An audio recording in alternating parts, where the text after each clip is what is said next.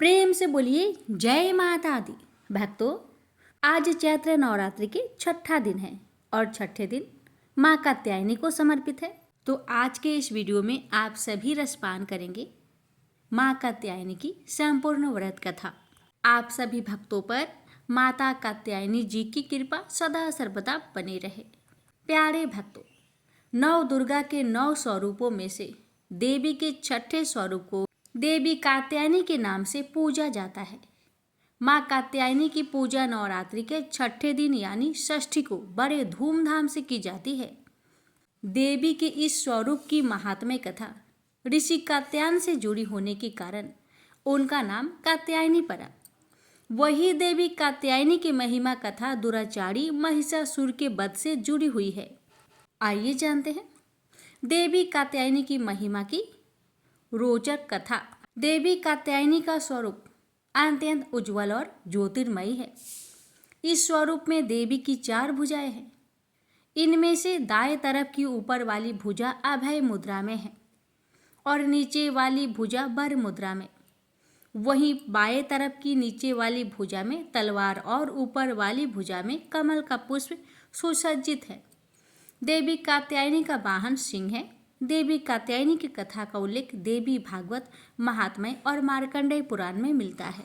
पुराणों में निहित कथाओं के अनुसार कात्य नाम के एक प्रसिद्ध महर्षि हुआ करते थे। उनके पुत्र का नाम ऋषि कात्य था। आगे जाकर ऋषि कात्य के गोत्र में महर्षि कात्यायन का जन्म हुआ और ऋषि अपने तप के कारण विश्व प्रसिद्ध हुए। ऋषि कात्यायन की इच्छा थी कि देवी भगवती उनके घर पुत्री रूप में जन्म ले। इसलिए उन्होंने कई वर्षों तक देवी भगवती की कठोर तपस्या भी की। मान्यता है कि ऋषि कात्यायन की ऐसी एकनिष्ठ तपस्या से प्रसन्न होकर देवी भगवती ने तब उनकी इच्छा का मान रखते हुए उनके घर में जन्म लिया। ऋषि कात्यायन की पुत्री होने के कारण ही देवी भगवती देवी कात्यायनी कहलाई। महर्षि कात्यायन ने बड़े प्रेम से देवी कात्यायनी का पालन पोषण किया था। कुछ समय पश्चात पृथ्वी पर दुराचारी महिषासुर का उपद्रव सारी सीमाएं लांघ रहा था। महिषासुर को ये वरदान मिला हुआ था कि कोई भी पुरुष कभी उसे पराजित या उसका अंत नहीं कर पाएगा। इसलिए उसे किसी का डर नहीं था और देखते ही देखते उसने देवलोक पर भी अपना कब्जा कर लिया था। तब भगवान विष्णु, प्रजापति ब्रह्मा और देवाधिदेव महादेव ने उनका विनाश करने के लिए अपने अपने तेज से मिलित एक देवी को उत्पन्न किया। महर्षि कात्यायन ने ही इस देवी की सर्वप्रथम विधिवत पूजा की थी। इसलिए देवी को कात्यायनी के नाम से जाना गया। वही देवी कात्यायनी से जुड़ी एक अन्य पौराणिक कथा के अनुसार देवी की उत्पत्ति महर्षि कात्यायन के यहाँ आश्विन महीने की कृष्णा पक्ष की चतुर्थी को हुई थी। इसके बाद महर्षि ने शुक्ला सप्तमी, अष्टमी और नवमी तक देवी की अपने आश्रम में विधिवत पूजा अर्चना की और दशमी को देवी के इस स्वरूप ने महिषासुर का वध किया था। यही कारण है कि देवी के इस स्वरूप को देवी कात्यायनी के नाम से जाना गया था। महिषासुर का अंत करने के कारण देवी को महिषासुर मर्दिनी के नाम से भी जाना जाता है। इसके अलावा देवी कात्यायनी से जुड़ी एक और मान्यता ये भी है कि देवी दुर्गा का यह स्वरूप अमोघ फलदायिनी है।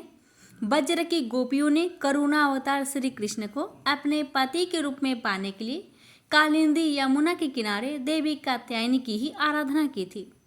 इसी कारण वर्तमान में भी देवी कात्यायनी समस्त ब्रज मंडल की आदि शास्त्री देवी के रूप में प्रतिष्ठित है। स्कंद पुराण में देवी कात्यायनी के बारे में ये उल्लेख भी मिलता है कि उनकी उत्पत्ति परमेश्वर के सांसारिक क्रोध से हुई थी। नवरात्रि के छठे दिन देवी दुर्गा के इस स्वरूप की पूजा का काफी महत्व है। ऐसी मान्यता है कि देवी कात्यायनी की पूजा में लाल और सफेद रंग के कपड़े पहनना बहुत शुभ होता है। मान्यता ये भी है कि माँ कात्यायनी के चरणों में अपना सब कुछ समर्पित करते हुए उनकी आराधना करने वाले भक्तों को उनके दर्शन प्राप्त हो जाते हैं। देवी के इस स्वरूप की पूजन से भक्तों में एक अद्भुत शक्ति का संचार होता है। देवी कात्यायनी का ध्यान गोधूली बेला में किया जाना चाहिए। देवी कात्यायनी की आराधना का मंत्र है ओम देवी कात्यायने नमः, अर्थात ओमकार के जैसे निर्विकार स्वरूप वाली देवी कात्यायनी की कृपा व शुभ दृष्टि हम पर बनी रहे, हम उन्हें बारंबार प्रणाम करते हैं। प्यारे भक्तों, ऐसी मान्यता है कि देवी कात्यायनी को शहद अत्यंत प्रिय है, इसलिए नवरात्रि के छठे दिन देवी कात्यायनी की पूजा में शहद या शहद से बनी चीजों का भोग लगाना चाहिए। देवी कात्यायनी के विधिवत पूजन के पश्चात महादेव की भी पूजा करने की मान्यता है। देवी दुर्गा के कात्यायनी अवतार की कथा हमें ये सीख देती है कि अगर भक्ति और संकल्प सच्चा हो तो परम प्रकृति की कृपा सदैव बनी रहती है। जिस प्रकार महर्षि कात्यायन के एकनिष्ठ तपस्या से प्रसन्न होकर देवी ने उनकी इच्छा और तपस्या का मान रखा, ठीक उसी प्रकार मनुष्य को भी अपनी भक्ति, निष्ठा और संकल्प के पथ पर अविचल रहना चाहिए। प्रेम से बोलिए जय माता दी। अब रसपान करते हैं भगवती माता की एक अन्य कथा। प्राचीन समय की बात है। महाराज दनु के 2 पुत्र थे। उनके नाम रंभ और करम्भ थे। उन दोनों की बड़ी प्रतिष्ठा थी। वे दोनों संतानहीन थे, अतः पुत्र प्राप्ति के लिए तपस्या करने लगे। उन्होंने कई वर्षों तक तपस्या की। पंचनंद के पावन जल में तपस्या आरंभ हुई। करम्भ जल के अंदर दुष्कर तप करने लगा। रंभ परश्रेष्ठ दूध वाले वट वृक्ष के नीचे गया और पंचगिन की व्यवस्था करके तपस्या में लीन हो गया। जब रंग पंचागिन तपता हुआ साधना में तपतर हो गया, तब उन दोनों दैत्यों की स्थिति का पता लगने पर सचिपति इंद्र बहुत ही दुखी हो गए। वे स्वयं पंचनंद पहुँचे। ग्राह का भेष धारण करके उन्होंने जल में प्रवेश किया तथा तपस्या में निमग्न करम के पैर पकड़ लिए।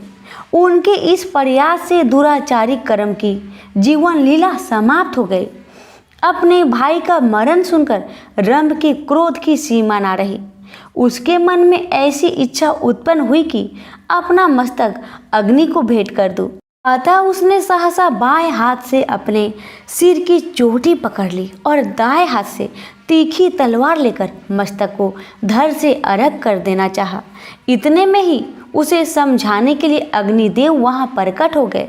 अग्निदेव ने कहा, दैत्य, तुम में बड़ी मूर्खता भरी हुई है, तभी तो अपना मस्तक काटने को तैयार हो गए हो। भला आत्महत्या जैसे अत्यंत अधम कर्म में तुम्हारी प्रवृत्ति कैसे हो गई? तुम्हारा कल्याण हो, इससे वर मांग लो। मन में जो भी इच्छा हो मांग सकते हो। अग्निदेव की बात सुन रंभ ने कहा, देवेश, यदि आप प्रसन्न हैं तो मुझे अभिष्ट वर देने की कृपा कीजिए। मैं तीनों लोकों पर विजय पाने वाला पुत्र चाहता हूँ, जिसको देवता, दानव और मानव कोई भी किसी प्रकार पराजित ना कर सके। वह अपनी इच्छा के अनुसार रूप धारण कर सके, उसमें असीम शक्ति हो। अग्निदेव ने कहा, ठीक है, तुम्हारी अभिलाषा पूर्ण होगी। महाभाग रंभ, जिस सुंदरी भाड़े पर तुम्हारा मन डिग जाए, उसी के गर्भ से महान पराक्रमी पुत्र तुम्हें प्राप्त होगा। अग्निदेव की बातें सुनकर रंभ ने उनके चरणों में मस्तक झुकाया और अपने स्थान की ओर चल दिया। रंभ का स्थान संपूर्ण समृद्धियों से संपन्न था। वह अनेक यक्ष मौजूद थे। पशु भावनापन राक्षस तो था ही, काम भाव से एक महिषी पर उस दानव की दृष्टि पड़ी। उस समय वह भैंस भी जवानी के मद में चूर थी। रंभ उस पर आसक्त हो गया। होनी बड़ी प्रबल होती है, उसके वीर्य से वह महिषी गर्भवती हो गई। उसी समय एक दूसरा भैंसा उस भैंस पर टूट पड़ा। अतएव उस भैंसे को मारने के लिए रंभ स्वयं सामने आ गए और उस पर झपटा। वह बलवान भैंसा भी कमांध था। उसने तुरंत अपने नुकीले सींगों से रंभ को चोट पहुंचानी शुरू कर दी।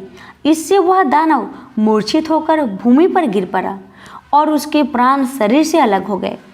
अपने स्वामी रंभ के मर जाने पर वह बेचारी महिषी भय से अत्यंत घबराकर वहां से भाग चली। वह वेगपूर्वक एक बट वृक्ष के नीचे जाकर यक्षों की शरण में चली गई। उसके पीछे लगा हुआ वह भैंसा भी वहां पहुंच गया। बल की अभिलाषा में तो वह चूर था ही। यक्षों ने देखा कि वह महिषी अत्यंत कतार होकर आंखों से आंसू गिरा रही है और भय से उसका कलेजा कांप रहा है। साथ ही पीछे दौड़कर आता हुआ भैंसा उन्हें दिखाई दिया। अतः उस महिषी की रक्षा करने के लिए यक्ष उस भैंसे का सामना करने के लिए तत्पर हो गए। अब उस भैंसे के साथ उन यक्षों का युद्ध छिड़ गया। यक्ष बाण बरसाने लगे। एक बाण ऐसा लगा कि उससे आहत होकर भैंसा तुरंत प्राणहीन होकर पृथ्वी पर गिर पड़ा। रंभ यक्षों का परम प्रेमी था, अतः उन्होंने उसकी लाश लेकर दाह संस्कार करने के लिए चिता पर रख दी।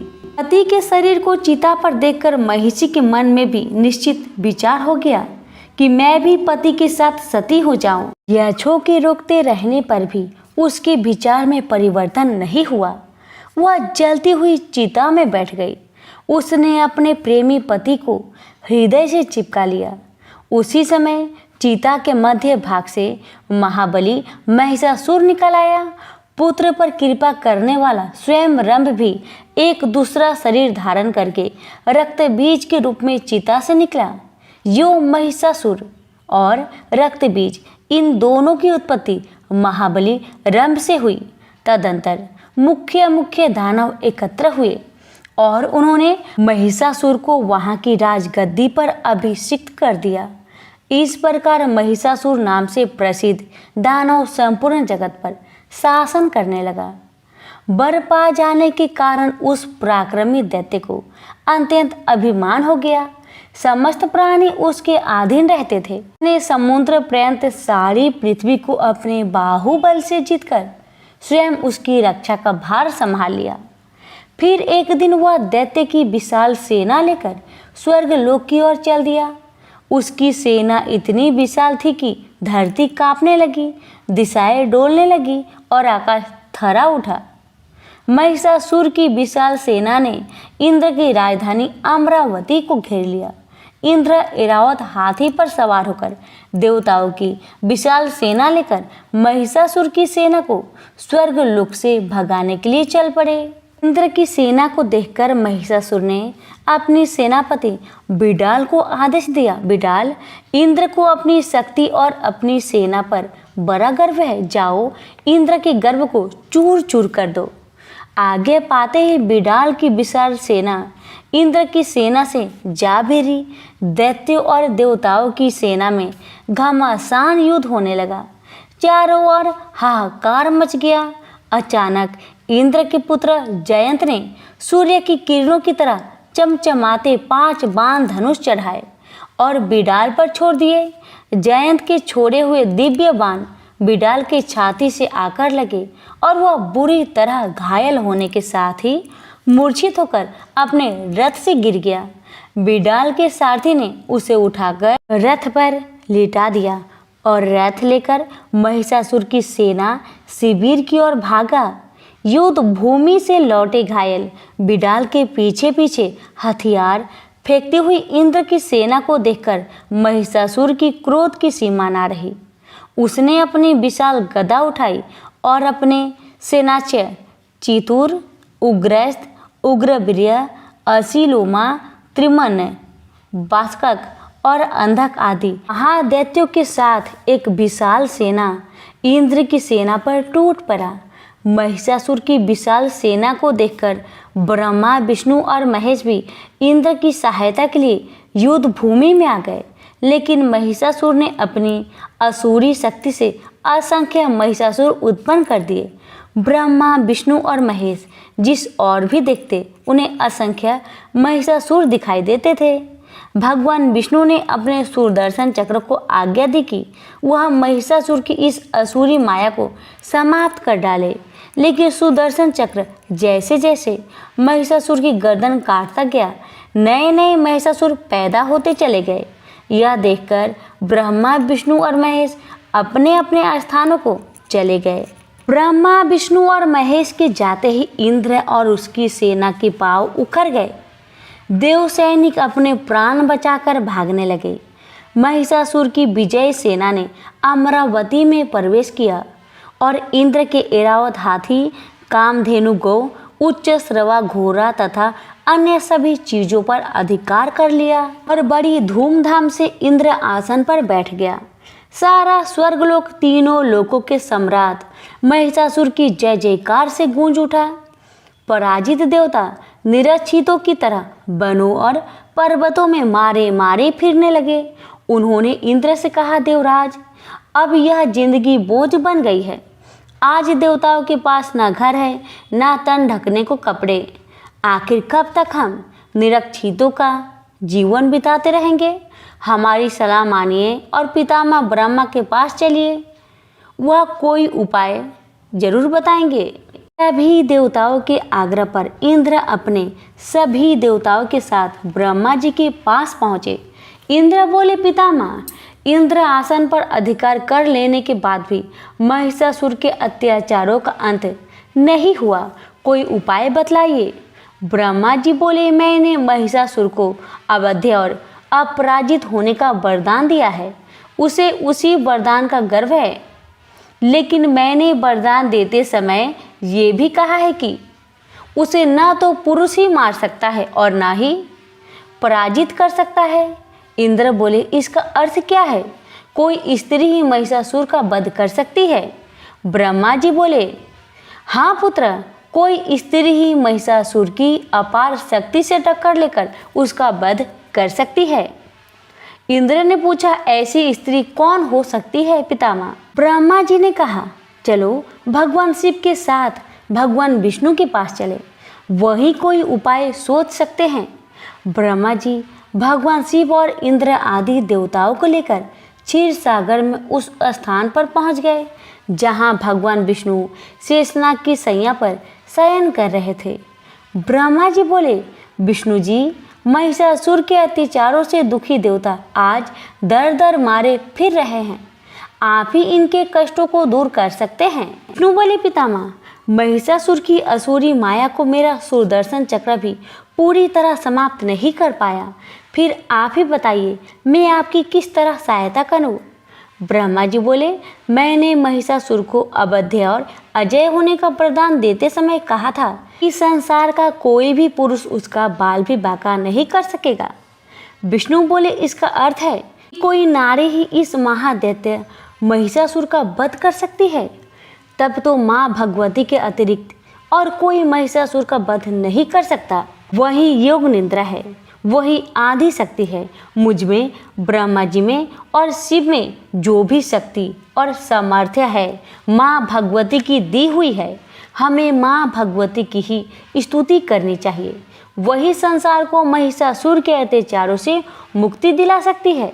भगवान विष्णु की सलाह मानकर सभी देवता समुद्र तट पर आ गए और माँ भगवती की स्तुति करने लगे। तभी आकाशवाणी हुई, हे देवताओं, तुम सभी अपना अपना तेज एकत्र करो, मैं स्वगुण रूप धारण करके तुम्हारा उद्धार करूंगी। आकाशवाणी सुनकर ब्रह्मा, विष्णु और शिव के साथ अन्य सभी देवताओं का तेज इकट्ठा होकर जगमगाते पर्वत के रूप में दिखाई देने लगा। इसकी ज्योति की किरण लपलपाती लपटों की तरह दसों दिशाओं में फैली हुई थी। फिर वह ज्योति पुंज बड़ी तेज सी नारी के रूप में परिवर्तन होने लगा और उसने देवी का रूप धारण कर लिया। उसके प्रकाश से तीनों लोग जगमगा उठे। देवी का मुख शंकर के तेज से बना, यमराज के तेज से सिर के बाल निकल आए, भगवान विष्णु के तेज से उनकी भुजाएं उत्पन्न हुई, चंद्रमा के तेज से दोनों स्तन और इंद्र के तेज से कमर पैदा हुई। देवी की जांघें और पिंडालियाँ वरुण की तेज से निस्तंभ, पृथ्वी की तेज से हाथों की उंगलियाँ, वस्तुओं की तेज से दोनों चरण, ब्रह्मा की तेज से पैरों की उंगलियाँ सूर्य के तेज से पैदा हुई, प्रजापति के तेज से दांत और अग्नि की तेज से आंखें, संध्या की तेज से भौहें और वायु की तेज से कानों की उत्पत्ति हुई। सभी देवताओं ने देवी को अपने अपने अस्त्र शस्त्र भेंट कर दिए। इस बीच सूर्य ने देवी के रोम रोम में अपनी किरणों का तेज भर दिया। क्षीर सागर ने 2 दिव्य वस्त्र और उज्जवल हार भेंट किए। समुद्र ने चूड़ामणि, कुंडल अर्धचंद्र भेंट किए, शेषनाग ने नागहार भेंट किया। अनेक प्रकार के अस्त्र शस्त्रों से सुसज्जित होने के बाद देवी ने कहा, देवताओं, अब तुम भय से मुक्त हो जाओ। अब महिषासुर आपका कुछ नहीं बिगाड़ पाएगा। मैं शीघ्र ही उसे मारकर उसके सभी साथी दैत्य को यमलोक पहुंचा दूंगी। तुम जो कुछ खो बैठे हो तुम्हें प्राप्त हो जाएगा। यह कहकर माँ भगवती ने इतनी जोर से अट्टहास किया कि दसों दिशाएं, पृथ्वी और आकाश से थर्रा उठे। दानव भयभीत हो उठे और अभिमानी महिषासुर देवी की भयंकर गर्जना सुनकर क्रोध से तमतमा उठा। हजारों बादलों की गर्जना जैसी यह भयंकर आवाज किसकी थी? सैनिकों, दौड़ कर जाओ और मालूम करो। माँ भगवती के गर्जने की आवाज अभी तक गूंज रही थी। उस गूंज का पीछा करते हुए महिषासुर के सैनिक उस स्थान पर पहुंच गए जहां माँ भगवती अपने सिंह के साथ बैठी थी। उस देवी को देखकर महिषासुर के सैनिक भागे भागे महिषासुर की राजसभा में आए। उन्हें देख महिषासुर ने पूछा, कुछ पता चला सैनिकों? वह आवाज किसकी थी? सैनिक बोले, महाराज, निकट की पर्वत पर एक ऊंची चट्टान पर एक बहुत ही सुंदर स्त्री बैठी है। हालांकि वह तरह तरह के अस्त्र शस्त्रों से सुसज्जित है, लेकिन उस जैसे सुंदर स्त्री तीनों लोकों में दूसरी नहीं मिलेगी। वह तो आपके राजभवन में शोभा की योग है। सैनिकों की बात सुनकर महिषासुर ने अपने सेनापति चिछुक को आदेश दिया, सेनापति, जाओ और उस स्त्री को सम्मान सहित यहाँ ले आओ। आज्ञा पाकर सेनापति चिछुक कुछ सैनिकों को साथ लेकर माँ भगवती के पास पहुँचा। बोला, सुंदरी, आप इस निर्जन वन में अकेली क्यों बैठी हो? आपको तो दैत्यराज महिषासुर की महारानी होना चाहिए था, जो इस समय तीनों लोकों के स्वामी हैं। माँ भगवती गुस्से से तमतमाकर बोली, महादैत्य चिछुक, मैं महिषासुर की अभिलाषा को चूर चूर करके उसे यमलोक पहुंचाने के लिए यहाँ आई हूँ। जाकर महिषासुर से कहो कि वह मुझसे युद्ध करे। चिछुक ने आकर माँ भगवती का संदेश महिषासुर को सुनाया तो वह क्रोध से तमतमाकर बोला, सेनापति चिछुक, अपने साथ एक विशाल सेना लेकर जाओ। मेरा विचार है कि वह सुंदरी उस सेना को देखते ही भयभीत हो उठेगी और चुपचाप तुम्हारे साथ चली आएगी। आज्ञा पाकर चिछुक दैत्यों की एक विशाल सेना लेकर माँ भगवती के निकट पहुंचा तो उस भयंकर सेना को देखकर डरने की बजाय माँ भगवती ने अपना धनुष उठाया और इतनी तेजी से बाण बरसाने लगी कि चिछुक और उसकी सैनिक अपने हथियार हाथों में भी न ले सके। माँ भगवती की भीषण बाण बरसा ने असंख्य दानव सैनिकों को मौत के घाट उतार दिया। उसमें सेनापति चिछुक भी शामिल था। अपने सेनापति के मरते ही बचे खुचे सैनिक अपने अस्त्र शस्त्र फेंककर भाग टूटे और महिषासुर के पास आकर बोले, महाराज, वह स्त्री कोई साधारण स्त्री नहीं है। उसने हमारे सैनिकों को अपने शस्त्र निकालने तक का अवसर नहीं दिया और इतनी तेजी से ऐसी भीषण बाण वर्षा कर दी कि हमारी 3/4 सेना नष्ट हो गई। सेनापति चिछुर भी युद्ध में मारे गए। चिछुर की मृत्यु का समाचार सुनकर महिषासुर का क्रोध और भी भड़क गया। उसने अपने 2 सेनापतियों को आदेश दिया, सेनापति वास्कल और सेनापति दुर्मुख, अपनी अपनी सेना लेकर जाओ और उस स्त्री को या तो यहाँ आने पर विवश कर दो या फिर मार डालो। वहाँ सेनापति चिछुर के वध का उससे बदला लेकर ही आना। आज्ञा पाकर दोनों सेनापति अपनी अपनी सेनाओं के साथ माँ भगवती के साथ युद्ध करने के लिए गए, लेकिन उनका तथा उनकी सेनाओं का भी वही हाल हुआ जो हाल चिछुर की सेना का हुआ था। हर बार पराजय का समाचार सुनकर महिषासुर का क्रोध चरम सीमा पर पहुंच गया। उसने अपने शेष सभी सेनापतियों को साथ लिया और असंख्य सैनिकों को साथ लेकर युद्ध भूमि की ओर चल दिया। युद्ध भूमि में पहुंचकर उसने माँ भगवती से कहा, सामान्य सैनिकों को मारकर तेरा घमंड बढ़ गया है, लेकिन तू अब सावधान हो जा, तेरा काल तेरे सिर पर मंडरा रहा है। फिर भी यदि तू मेरी महारानी के रूप में मेरे राजभवन में चलने के लिए तैयार हो तो मैं तुम्हें क्षमा कर सकता हूँ। देवी भगवती बोली, युद्ध में क्षमा कायर मांगते हैं? ले संभाल तेरा बार। मैं तुझे तेरी समूची सेना और तेरे बचे खुचे सैनिकों सहित अभी समाप्त कर देती हूँ। देवलोक और पृथ्वी पर अधिकार करके तूने देवताओं और मनुष्यों को जितने दुख दिए हैं, मैं उतने ही बाणों से तेरे शरीर को बेध दूंगी। यह कहते ही देवी ने महिषासुर पर बाणों की वर्षा आरंभ कर दी। उनका सिंह भी क्रोधित हो उठा और दहाड़ता हुआ दानव सेना पर टूट पड़ा। देवी ने अपने ही रूप के अनेक गण उत्पन्न कर दिए। युद्ध भूमि में चारों ओर देवियां ही देवियां दिखाई देने लगी। वे भयंकर गर्जना करते हुए दानवों का संहार करने लगी। अपनी सेना का इतनी तेजी से संहार होते देख महिषासुर ने क्रोध से दांत पिसते हुए भैंसे का रूप धारण कर लिया और देवी के गणों पर टूट पड़ा। लेकिन जब देवी के गणों का वह कुछ न बिगाड़ सका तो देवी के सिंह की ओर बढ़ा। देवी बोली, महिषासुर, तेरी अंतिम घड़ी निकट आ चुकी है। जब तक मैं मधुपान करती हूँ तब तक तू और गरज ले। महिषासुर बोला, मूर्ख स्त्री, मैं अजय हूँ। संसार का बड़े से बड़ा योद्धा भी न तो मुझे मार सकता है न पराजित कर सकता है। तुम जैसी स्त्री मैं भला इतनी सामर्थ्य कहाँ जो तीनों लोकों की स्वामी महिषासुर से टक्कर ले सके। देवी बोली, मूर्ख, पितामह ब्रह्मा ने तुझे जो वरदान दिया था वह वरदान नहीं श्राप था, लेकिन तू अभिमान के कारण ब्रह्मा जी के शब्दों के अर्थ को नहीं समझ पाया। उन्होंने स्पष्ट शब्दों में तुझे बता दिया था कि तेरी पराजय और मृत्यु पुरुष के हाथों से नहीं स्त्री के हाथों से होगी। यह सुनकर महिषासुर बोला, इसका अर्थ है कि ब्रह्मा ने मुझे मूर्ख बनाया। यह तो देवताओं की पुरानी आदत है कि वे दानव के साथ आनंदी काल से ही छल करते आए। मैं पहले तुझे ठिकाना लगा दूं, फिर ब्रह्मा जी को ठिकाने लगा दूंगा। यह कहकर महिषासुर अपने खुरों से पृथ्वी को खोदने लगा। अपने लंबे नुकीले सींगों से पर्वत को उखाड़ उखाड़ कर देवी की ओर फेंकने लगा, जिससे पृथ्वी फटने लगी। उसकी पूंछ की फटकार से समुद्र पृथ्वी को डुबोने लगा। समूची सृष्टि इस तरह हाहाकार कर उठी जैसे प्रलय आ गई हो।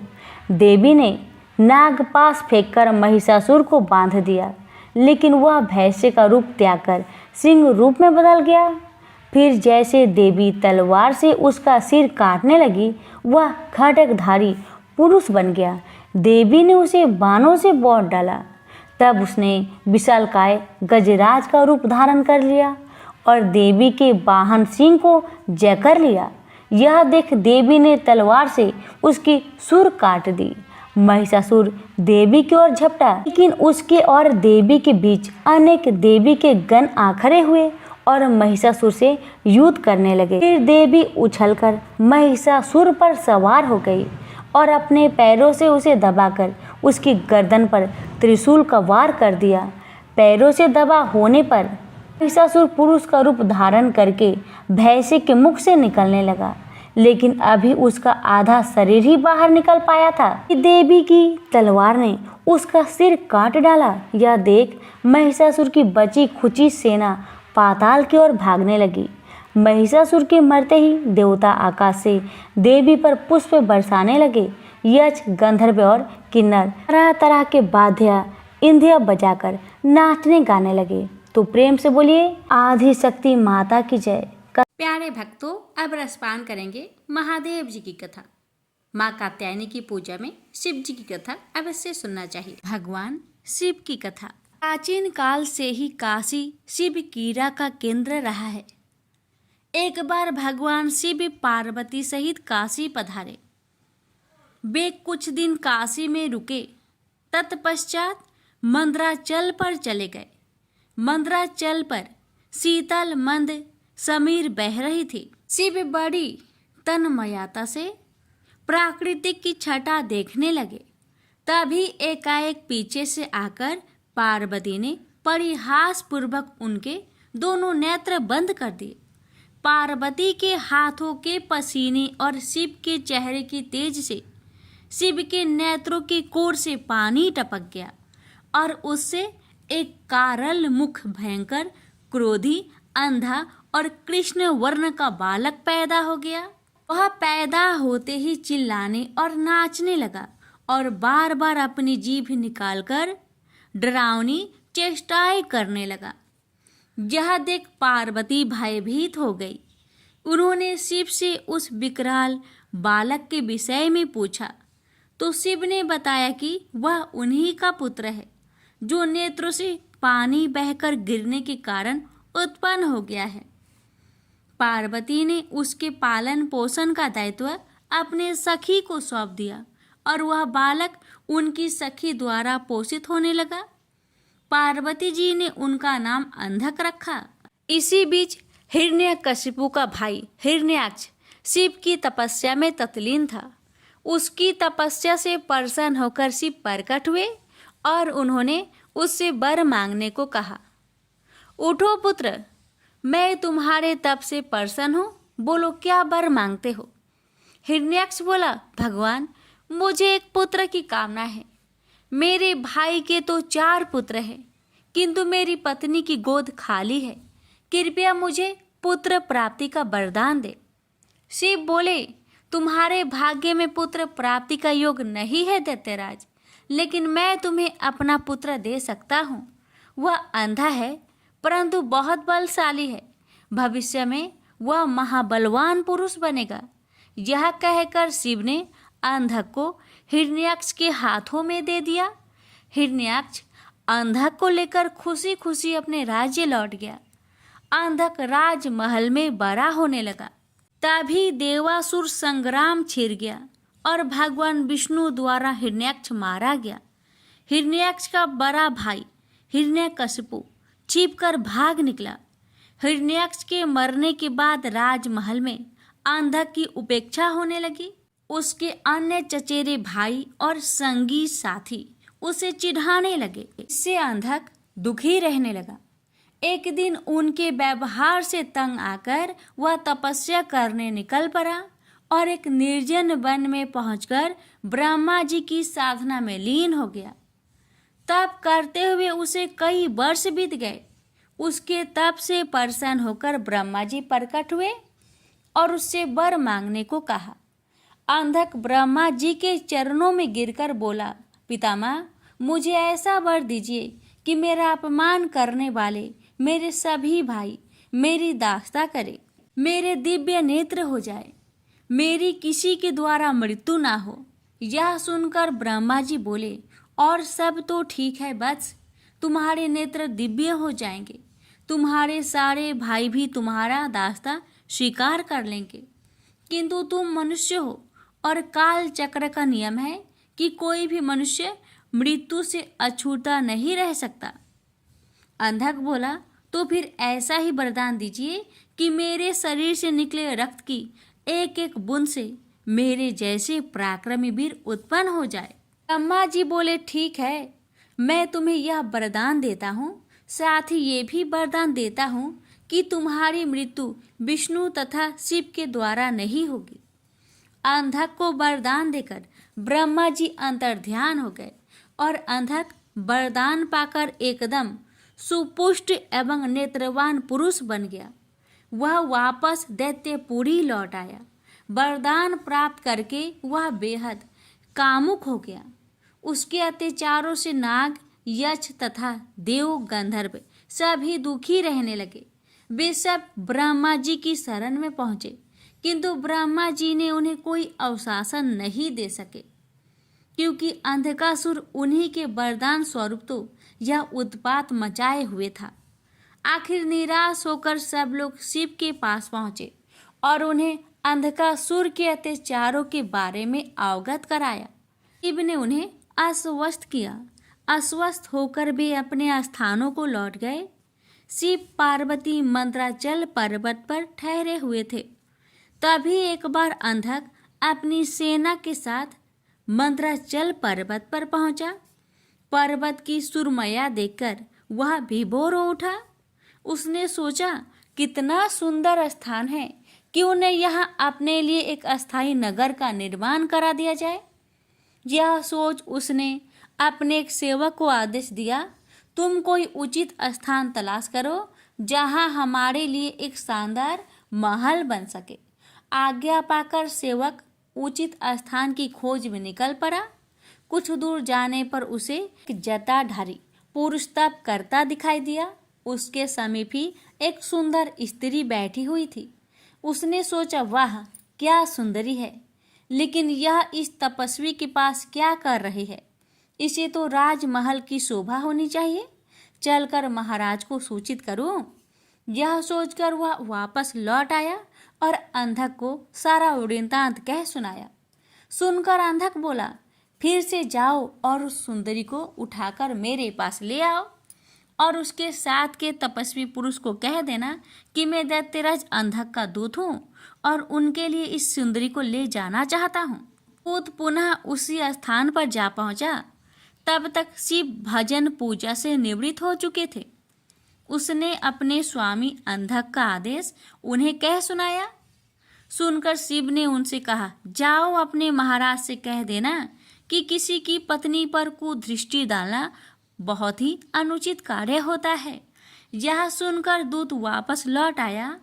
उसने अंधक को शिव द्वारा दिया गया उत्तर सुना दिया।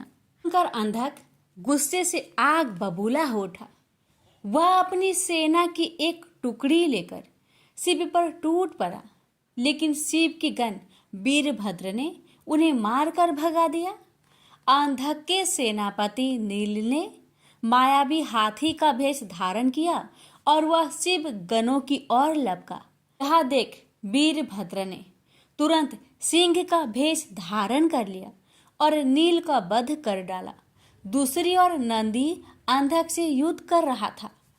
उसने इतने प्रबल वेग से आक्रमण किया कि अंधक को जान बचाने के अलावा और कुछ न सूझ सका और वह अपनी सेना सहित भाग गया। अंधक के पराजित होकर भागने के पश्चात शिव पशुपत नामक व्रत करने लगे। पार्वती को उन्होंने मंद्राचल स्थित देवी मंदिर में भेज दिया और शिव के गण देवी के मंदिर पर पहरा देने लगे। अंधक अपनी पराजय को न भूल सका। उसने पुनः सेना एकत्र की और हमला कर घनघोर युद्ध छिड़ गया।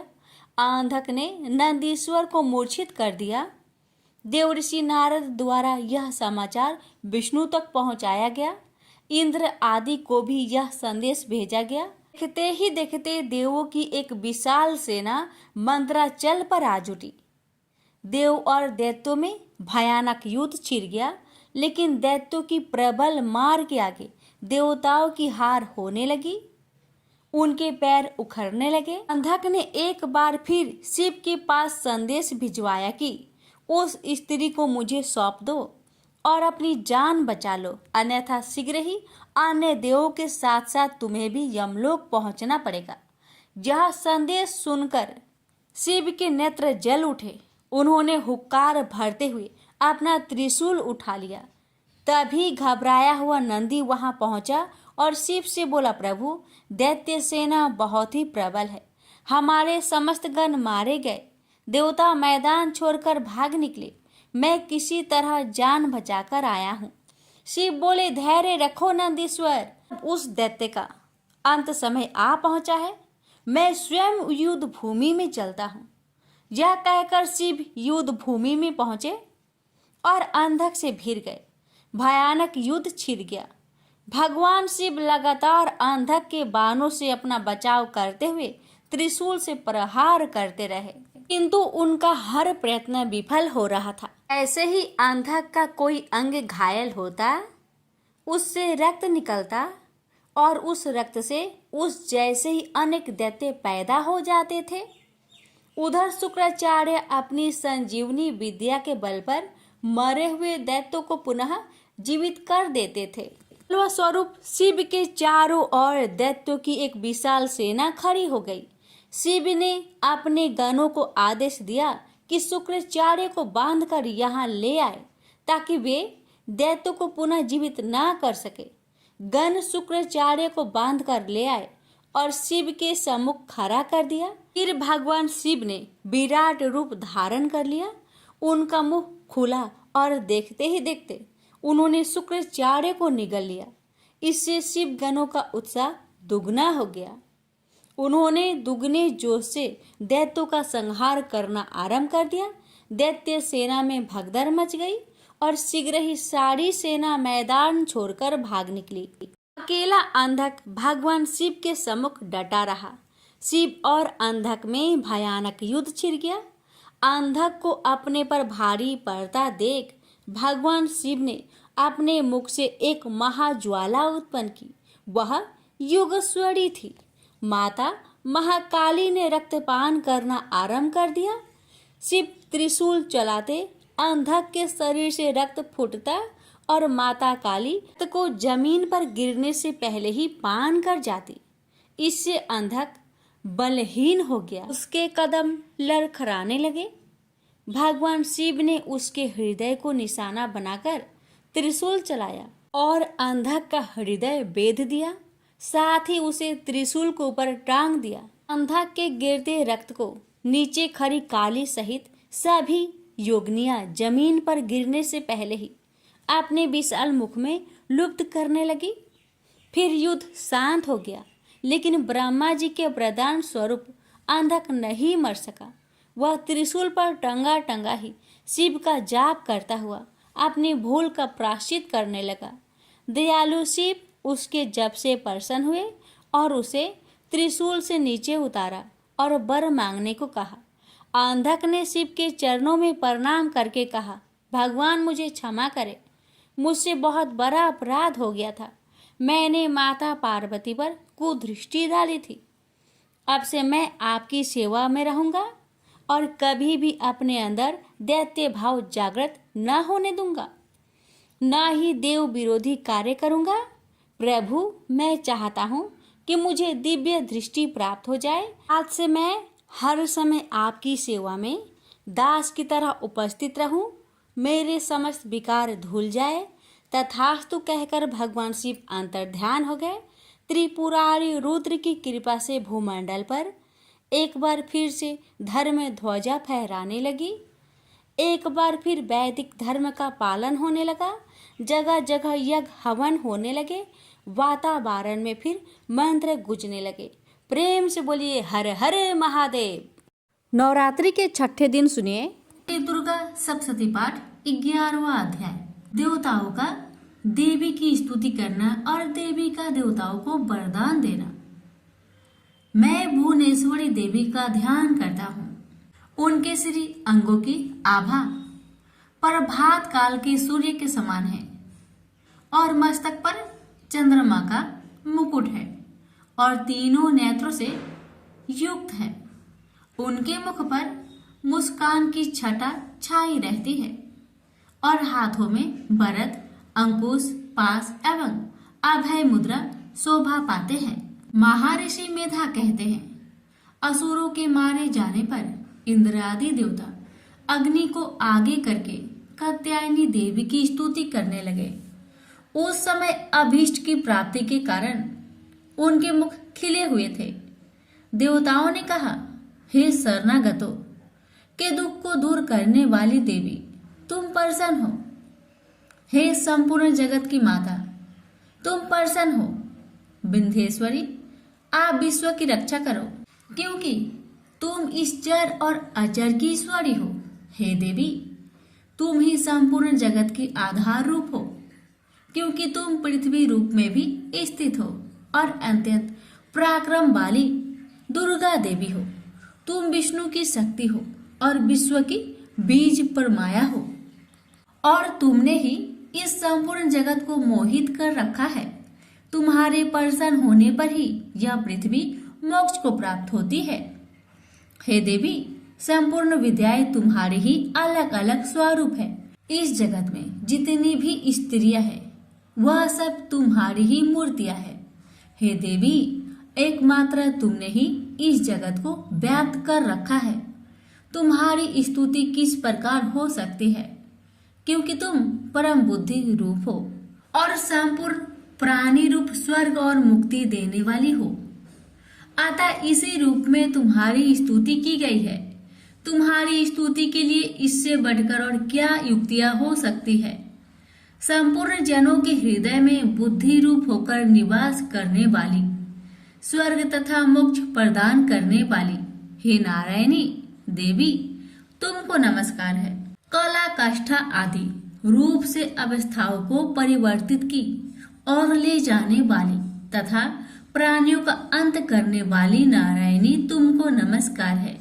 हे नारायणी, संपूर्ण मंगलों के मंगल रूप वाली हे शिवे, हे संपूर्ण प्रयोजनों को सिद्ध करने वाली हे शरणगत वत्सला, 3 नेत्रों वाली गौरी, तुमको नमस्कार है। सृष्टि स्थिति तथा संहारों की शक्ति भूता सनातनी देवी, गुणों का धार तथा सर्व सुखमयी नारायणी, तुमको नमस्कार है। हे शरण में आए हुए शरणागतों की दीन दुखियों की रक्षा में तत्पर रहने वाली, संपूर्ण पीड़ाओं को हरने वाली हे नारायणी, तुमको नमस्कार है। हे नारायणी, तुम ब्राह्मणी का रूप धारण करती हो तथा हंसों से जूते हुए विमान पर बैठती हो और कुछ से अभिमंत्रित जल छिड़कती रहती हो, तुम्हें नमस्कार है। महेश्वरी रूप से त्रिशूल, चंद्रमा और सर्पों को धारण करने वाली हे महा वृषभ वाहन वाली नारायणी, तुमको नमस्कार है। मोर तथा मुकुटों से घिरी रहने वाली महाशक्ति को धारण करने वाली है कौमारी रूप धारिणी निष्पाप नारायणी, तुम्हें नमस्कार है। हे शंख चक्र गदा फण स्त्रांग धनुष रूप आयुधों को धारण करने वाली वैष्णवी शक्ति रूपा नारायणी, तुम हम पर प्रसन्न हो, तुम्हें नमस्कार है। हे दांतों पर पृथ्वी धारण करने वाली वरा रूपिणी कल्याणमयी नारायणी, तुम्हें नमस्कार है। हे उग्र नरसिंह रूप से दैत्यों को मारने वाली, त्रिभुवन की रक्षा में संलग्न रहने वाली नारायणी, तुम्हें नमस्कार है। हे मस्तक पर किरीट और हाथ में महाब्रज धारण करने वाली, सहस्त्र नेत्रों के कारण उज्जवल वृतासुर के प्राण हरने वाली इंद्रिय शक्ति हे नारायणी, तुम्हें नमस्कार है। हे शिव दूती स्वरूप से दैत्यों की महामद को नष्ट करने वाली, हे घोर रूप वाली, हे महाशब्द वाली हे नारायणी, तुम्हें नमस्कार है।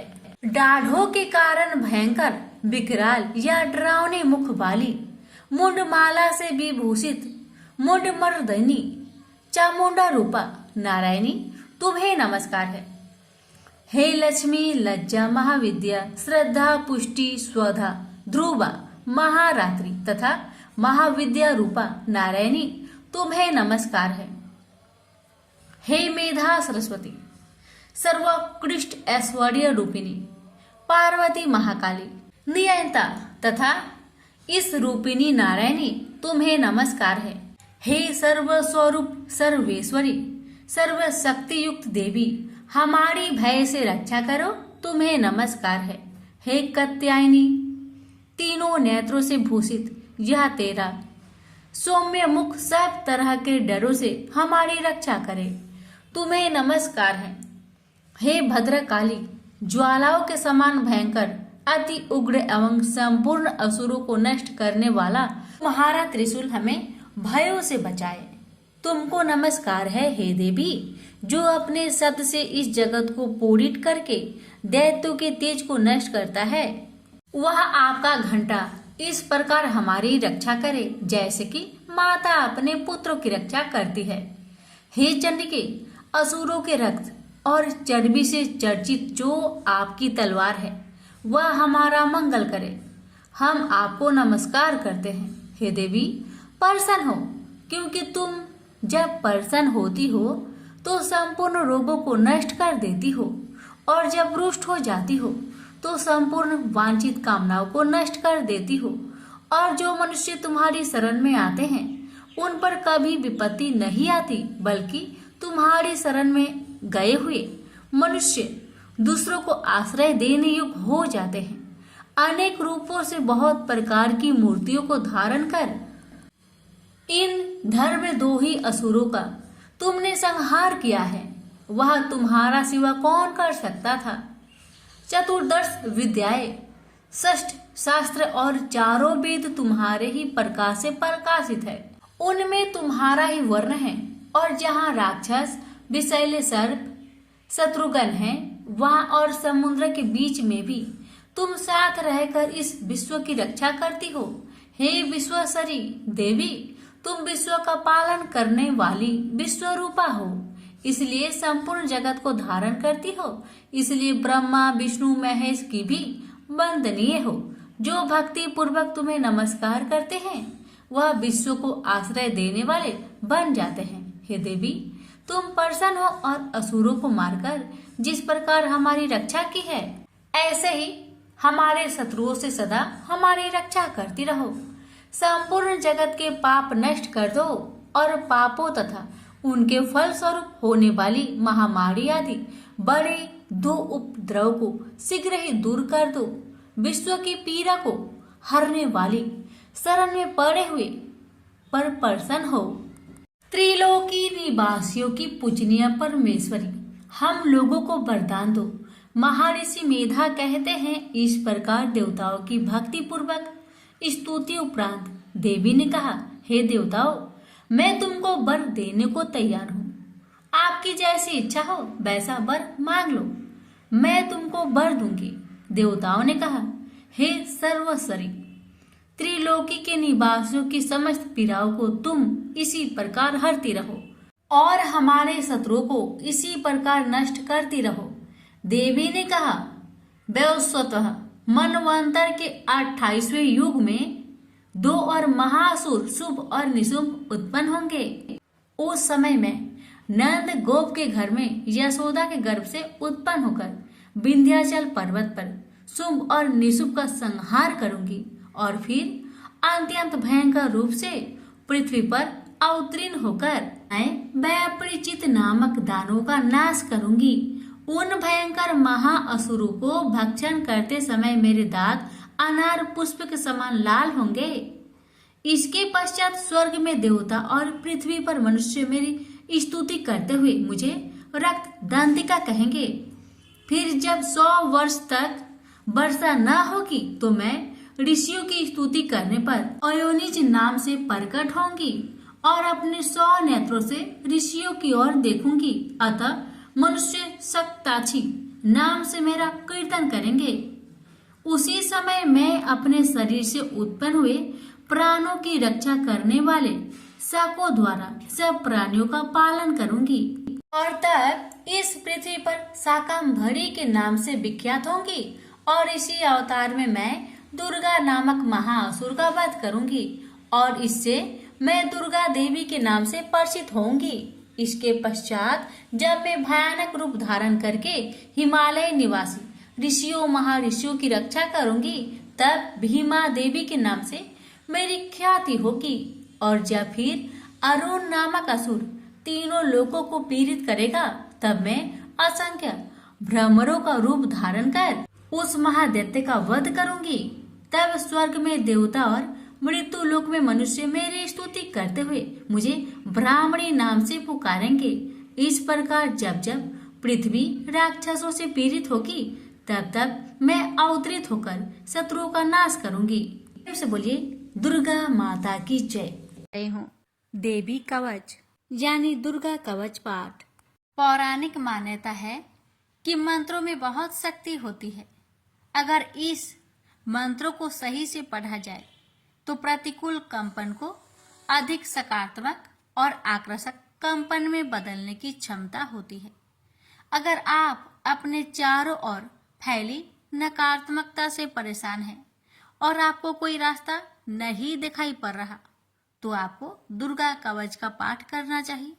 ऐसा कहा जाता है कि वह व्यक्ति जो ईमानदारी से भक्ति और सही उच्चारण के साथ नियमित रूप से दुर्गा कवच को पढ़ता या सुनता है वह सभी बुराइयों से संरक्षित रहता है।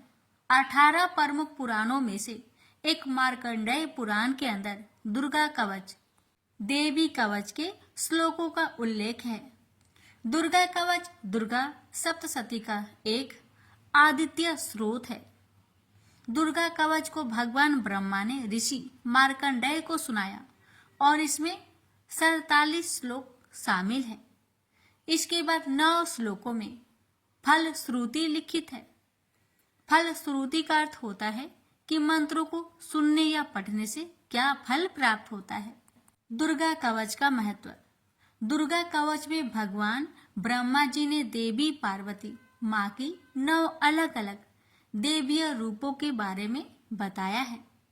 भगवान ब्रह्मा हर किसी को देवी कवच को पढ़ने या सुनने के लिए देवी माँ का आशीर्वाद मांगने के लिए अनुरोध करते हैं। जो भी इस कवच का नित्य पाठ करता या सुनता है वह माँ दुर्गा से विशेष आशीर्वाद प्राप्त करता है। नकारात्मकता को खत्म करने के लिए एक शक्तिशाली मंत्रों का संग्रह देवी कवच के रूप में विद्यमान है। यह जातक को किसी भी बुरी आत्माओं से बचाने के लिए एक कवच के लिए रूप में कार्य करता है। भक्तों, अब जानते हैं दुर्गा कवच का पाठ कैसे करें। दुर्गा कवच का पाठ दुर्गा सप्तशती के आरंभ में और दुर्गा सप्तशती पाठ के बाद में करना चाहिए। दुर्गा कवच का पाठ करने से पहले स्नान करके स्वच्छ वस्त्र धारण कर ले। इसके बाद माँ का ध्यान करे और घी का दीप जलाए। दुर्गा कवच का पाठ शुरू करने से पहले अपने मन से सभी दुर्भावनाओं को दूर कर दे और सिर्फ माँ की भक्ति के बारे में विचार करे। माँ को पुष्प अर्पित करने के बाद फल मिष्ठान का भोग लगाए और दुर्गा कवच का पाठ शुरू करे। दुर्गा कवच का पाठ करने के लाभ। दुर्गा कवच का पाठ करने से जातक के मन और उसके आसपास से नकारात्मक ऊर्जाओं का नाश होता है। दुर्गा कवच का पाठ करने से जातक को प्रेत बाधा जैसी समस्याओं से जल्दी मुक्ति मिल जाती है। दुर्गा कवच का पाठ करने से अकाल मृत्यु जैसे संकट दूर होते हैं। दुर्गा कवच का पाठ करने से बड़े से बड़े संकट का निवारण होता है। दुर्गा कवच का पाठ करने से असाध्य रोगों से मुक्ति मिलती है। इतना ही नहीं, दुर्गा कवच का पाठ से न्यायालय से जुड़ी मामलों में जीत हासिल होती है। भक्तों, इस पावन दुर्गा कवच का पाठ करने से इतना ही नहीं, शत्रुओं में भी विजय हासिल होती है। अब जानिए दुर्गा कवच पाठ करने के कुछ नियम। दुर्गा कवच करते समय शब्दों के उच्चारण का विशेष ध्यान देना चाहिए। अगर आप संस्कृत में पाठ नहीं कर पा रहे तो हिंदी में पाठ करें, लेकिन गलत उच्चारण में इसका पाठ कभी न करें। दुर्गा कवच का पाठ करते समय प्याज, लहसुन, तंबाकू, मांस, मदिरा और किसी भी प्रकार के तामसिक भोजन को न ग्रहण करें। दुर्गा कवच का पाठ करते समय पूर्ण ब्रह्मचर्य का पालन करना चाहिए। दुर्गा कवच का पाठ करते समय मन में कोई भी छल कपट, लोभ, लालच को नहीं रखना चाहिए और सच्चे मन से माँ की आराधना करनी चाहिए। दुर्गा कवच का पाठ करते समय स्वच्छ और सुगंधित वातावरण होना चाहिए। आसपास गंदगी ना हो, इसका विशेष ध्यान देना चाहिए।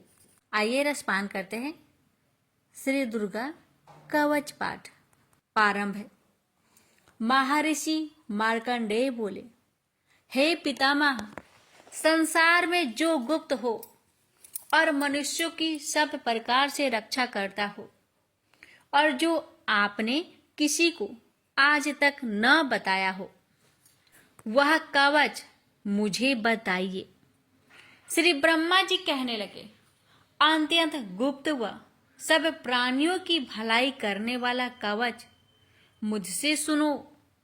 प्रथम शैलपुत्री, दूसरी ब्रह्मचारिणी, तीसरी चंद्र घंटा, चौथी कुष्मांडा, पांचवी स्कंद माता, छठी कात्यायनी, सातवीं कालरात्रि, आठवीं महागौरी, नौवीं सिद्धिदात्री।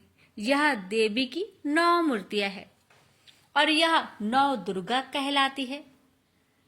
आग में जलता हुआ रण में शत्रु से घेरा हुआ, विषम संकट में फंसा हुआ मनुष्य आदि दुर्गा के नाम का स्मरण करे तो उनको कभी भी कोई हानि नहीं होती। रण में उसके लिए कुछ भी आपत्ति नहीं और ना उसे किसी प्रकार का दुख या डर ही होता है। हे देवी, जिसने श्रद्धा पूर्वक तुम्हारा स्मरण किया है उसकी वृद्धि होती है, और जो तुम्हारा चिंतन करते हैं उनकी तुम निस्संदेह रक्षा करने वाली हो। चामुंडा प्रेत पर, वारही भैंसे पर, ऐन्द्री हाथी पर, वैष्णवी गरुड़ पर आसन जमाती है। हे महेश्वरी, बैल पर, कौमारी मोर पर और हाथ में कमल लिए हुए विष्णु प्रिया लक्ष्मी जी की कमल के आसन पर विराजती है। बैल पर बैठी हुई ईश्वरी देवी ने श्वेत रूप धारण कर रखा है और ब्रह्मी देवी हंस पर बैठती है और सब प्रकार के आभूषणों से विभूषित है। इस प्रकार यह सब माताएं सब प्रकार के योग शक्तियों से युक्त और अनेक प्रकार के रत्न धारण किए हुए हैं। भक्तों की रक्षा के लिए संपूर्ण देवियां रथ में बैठी तथा क्रोध में भरी हुई दिखाई देती है, और ये शंख, चक्र, गदा, शक्ति, हल और मूसल, खेटक और तोमर, परशु तथा पास, कुंत और त्रिशूल एवं उत्तम सारंग, धनुष आदि शास्त्रों को दैत्य के नाश के लिए और भक्तों की रक्षा के लिए है और देवताओं के कल्याण के लिए धारण किए हैं। हे महारुद्रे, अत्यंत घोर पराक्रम, महान बल और महान उत्साह वाली देवी, तुमको मैं नमस्कार करता हूँ। हे देवी, तुम्हारा दर्शन दुर्लभ है तथा आप शत्रुओं के भय को बढ़ाने वाली है। हे जगदम्बिके, मेरी रक्षा करो। पूर्व दिशा में ऐन्द्री मेरी रक्षा करे, अग्निकोण में अग्नि शक्ति, दक्षिण में वाराही देवी, नेतृत्व कोण में खड़क धारिणी देवी मेरी रक्षा करे। बारूनी पश्चिम दिशा में, वायु कोण में मृग वाहिनी, उत्तर में कौमारी और ईशान में शूलधारिणी देवी मेरी रक्षा करे। ब्राह्मणी ऊपर की ओर से मेरी रक्षा करे और वैष्णवी देवी नीचे की ओर मेरी रक्षा करे। और इसी प्रकार 100 पर बैठी चामुंडा देवी 10 दिशाओं में मेरी रक्षा करे। जया आगे, विजया पीछे, बाई और अजीता, दाहिनी और अपराजिता मेरी रक्षा करे। उधोतिनी देवी शिखा की रक्षा करे तथा उमा सिर में स्थित होकर रक्षा करे। इसी प्रकार मस्तक में मालाधरी देवी रक्षा करे और यशस्वी देवी मेरी भौहों का संरक्षण करे। भौहों के मध्य भाग में त्रिनेत्रा नथुनों की यम घंटा देवी रक्षा करे। नेत्रों के मध्य में शंखिनी देवी और द्वार बासिनी कानों की रक्षा करे। कपोलों की कालिका देवी और कानों के मूल भाग की भगवती साकरी रक्षा करे। सुगंधा नासिका में और चर्चिका ऊपर की होठ में और अमृत कला नीचे की होठ की सरस्वती देवी जीभ की रक्षा करे। कौमारी देवी दांतों की और चंडिका कंठ परिवेश की रक्षा करे। चित्र घंटा गले की घंटी की और महामाया तालू की रक्षा करे। कामाक्षी ठोड़ी की, सर्वमंगला बानी की रक्षा करे। भद्रकाली गर्दन की और धनुर्धरी पीठ के मेरुदंड की रक्षा करे। कंठ के बाहरी भाग की नीलग्रीवा और कंठ की नली की नल कुबरी रक्षा करे। दोनों कानों की खाडिंगिनी और वज्रधारिणी मेरी दोनों बाहों की रक्षा करे। दंडिनी दोनों हाथों की और अंबिका देवी समस्त उंगलियों की रक्षा करे। सुलेश्वरी देवी संपूर्ण नखों की, कुलेश्वरी देवी पेट की रक्षा करे। महादेवी दोनों स्तनों की, शोक विनाशिनी मन की रक्षा करे। ललिता देवी हृदय की, शूलधारिणी उदर की रक्षा करे। कामिनी नाभि की, गुहोश्वरी गुहा स्थान की, पुतना और कामिका लिंग की और महिषावाहिनी गुदा की रक्षा करे।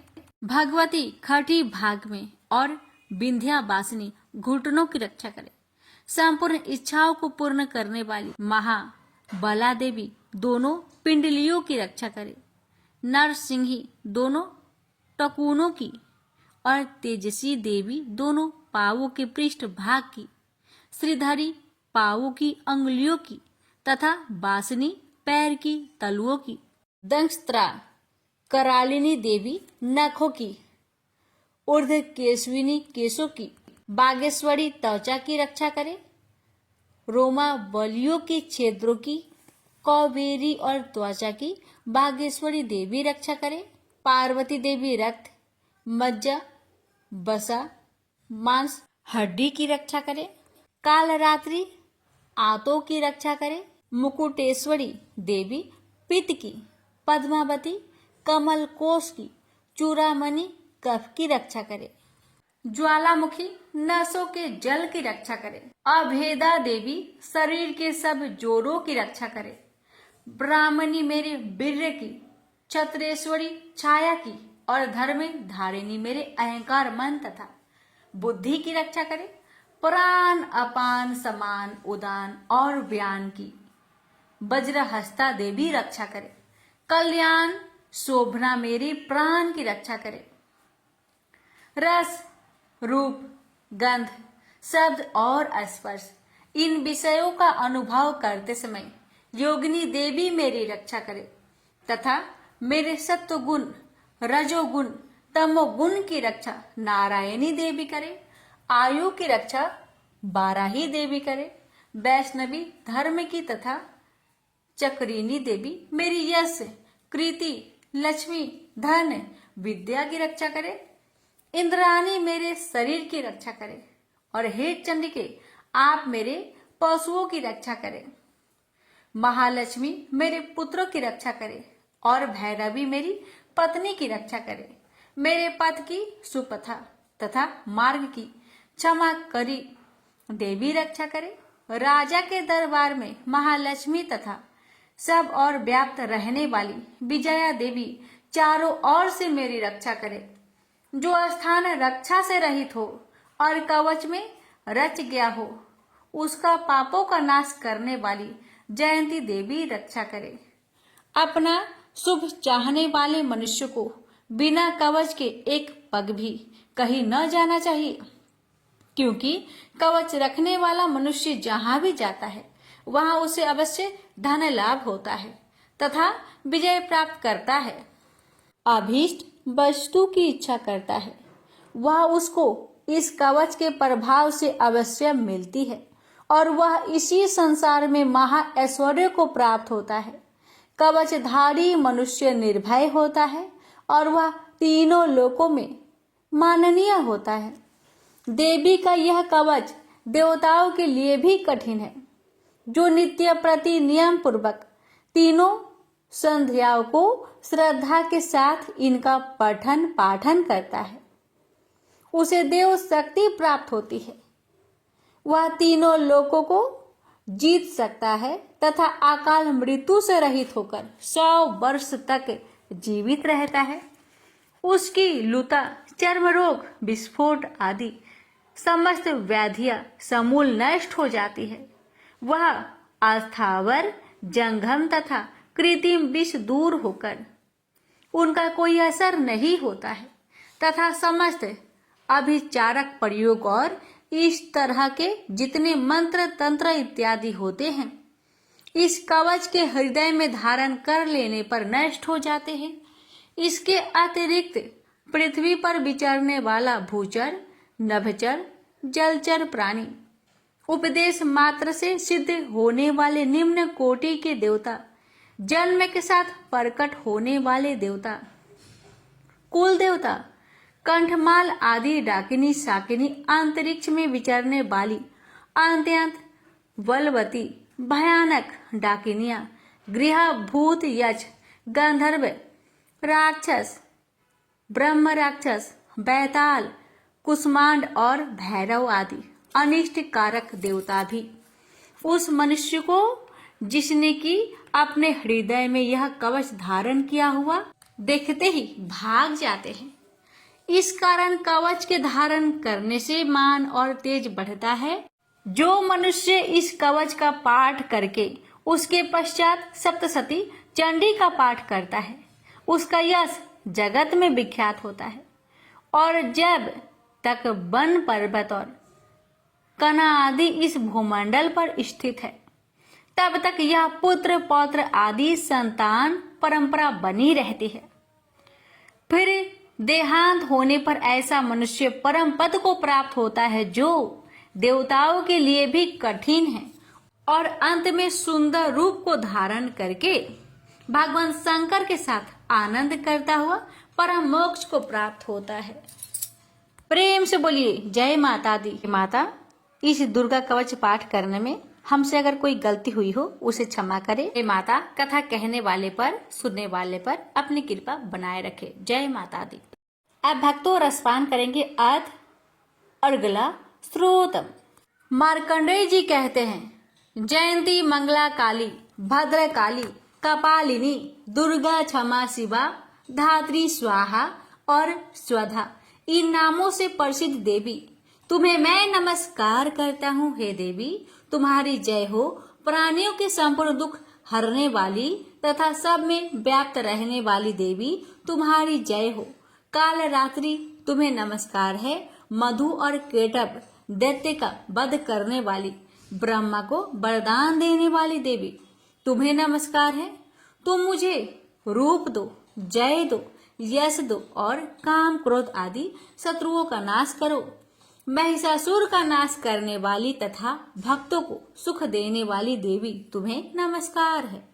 तुम मुझे सुंदर स्वरूप दो, विजय दो और मेरे शत्रुओं को नष्ट करो। हे रक्त बीज का वध करने वाली, हे चंड मुंड को नाश करने वाली, तुम मुझे रूप दो, जय दो, यश दो और काम क्रोध आदि शत्रुओं का नाश करो। हे शुभ निशुभ और धूम्राक्ष राक्षस का मर्दन करने वाली देवी, मुझको स्वरूप दो, विजय दो और मेरे शत्रुओं का नाश करो। हे पूजित चरण युगल वाली देवी, हे संपूर्ण सौभाग्य प्रदान करने वाली देवी, तुम रूप दो, जय दो, यश दो और काम क्रोध आदि शत्रुओं का नाश करो। हे देवी, तुम्हारे रूप और चरित्र अमित है। तुम सब शत्रुओं का नाश करने वाली हो। मुझे रूप, जय, यश दो और काम क्रोध आदि शत्रुओं का नाश करो। पाप को दूर करने वाली चंडिके, इस संसार में जो भक्ति से तुम्हारा पूजन करते हैं, उनको तुम रूप तथा विजय और यश दो तथा उनके शत्रुओं का नाश करो। रोगों का नाश करने वाली चंडिके, जो भक्ति पूर्वक तुम्हारी पूजा करते हैं, उन्हें रूप दो, यश दो और उनके काम क्रोध आदि शत्रुओं का नाश करो। हे चंडिके, इस संसार में जो भक्ति से तुम्हारी पूजा करते हैं, उनको तुम विजय और यश दो तथा उनके शत्रुओं का नाश करो। हे देवी, मुझे सौभाग्य दो और आरोग्य दो, परम सुख दो, रूप दो, जय दो, यश दो और मेरे काम क्रोध आदि शत्रुओं का नाश करो। हे देवी, जो मुझसे वैर रखते हैं उनका नाश करो और मुझे अधिक बल प्रदान कर रूप, जय, यश दो और मेरे शत्रुओं का संहार करो। हे देवी, मेरा कल्याण करो और मुझे उत्तम संपत्ति प्रदान करो। रूप, जय, यश दो और काम क्रोध आदि शत्रुओं का नाश करो। हे देवता तथा राक्षसों के मुकुट रत्नों से स्पर्श किए हुए चरणों वाली देवी, हे अंबिके, मुझे रूप दो, विजय तथा यश दो और मेरे शत्रुओं का नाश करो।